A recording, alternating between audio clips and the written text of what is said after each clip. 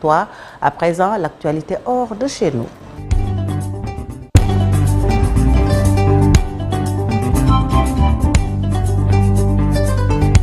Le Mali qui rompt ses relations diplomatiques avec l'Ukraine. Voilà, le Mali qui a décidé donc de rompre, Fatih, comme vous l'avez dit, ses relations diplomatiques avec l'Ukraine, accusant Kiev d'être impliqué dans une lourde défaite de l'armée malienne et du groupe Wagner. C'était au mois de juillet dernier, fin juillet, donc dans des combats contre les séparatistes et djihadistes à Tinzouanet. Le gouvernement malien, dirigé depuis 2020 par une junte, donc a décidé de passer à l'acte. C'est une déclaration du colonel Abdoulaye Maïga.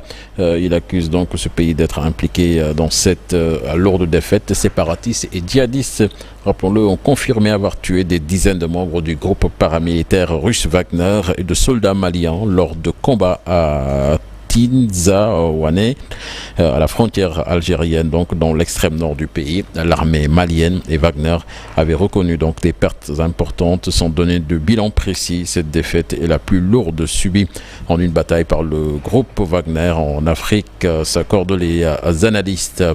En RDC, la rébellion du M23 s'empare de la localité d'Ichacha, frontalière de l'Ouganda.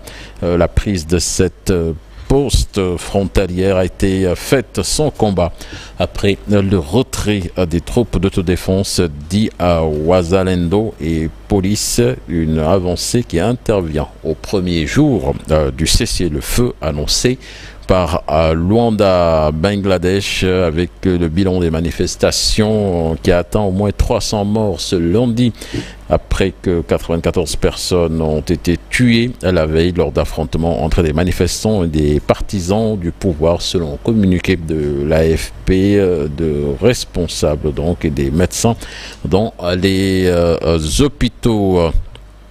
Et puis le journaliste Alejandro Martinez Noguez a été assassiné par balle hier dans l'État mexicain de Guanajuato, malgré la protection policière dont il bénéficiait. Ce sont les autorités locales qui ont donné cette information. Donc il était sous protection depuis une tentative d'attaque contre lui. Il a été abattu par des inconnus alors qu'il se déplaçait en voiture avec ses gardes du corps, a rapporté le département de sécurité de la ville de Celaya.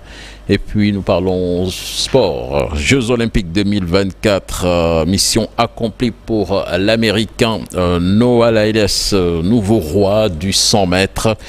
Il s'était fixé pour objectif principal de ramener le titre olympique du 100 mètres aux États-Unis qui courait depuis après 20 ans. Chérif en parlait l'autre jour avec les Jamaïcains qui avaient fini donc de mettre la main dessus, et Noah Lyles y est parvenu donc ce dimanche 4 août en finale des JO de Paris. L'Américain a enlevé la médaille d'or avec un temps de 9 secondes 79 centièmes devant Thompson. La technologie a apporté la réponse. Les deux fusées ont couru en 9 secondes 79 centièmes et c'est au millimètre de seconde qu'elles ont été départagées. Et la médaille d'or est donc au coup de Noah Lyles, vainqueur, tandis que Keishan Thompson prend l'argent.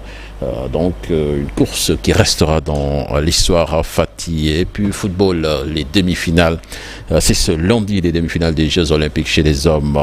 Deux pays africains en liste. À partir de 16h, le Maroc qui va jouer contre l'Espagne, le Maroc d'Achraf Hakimi.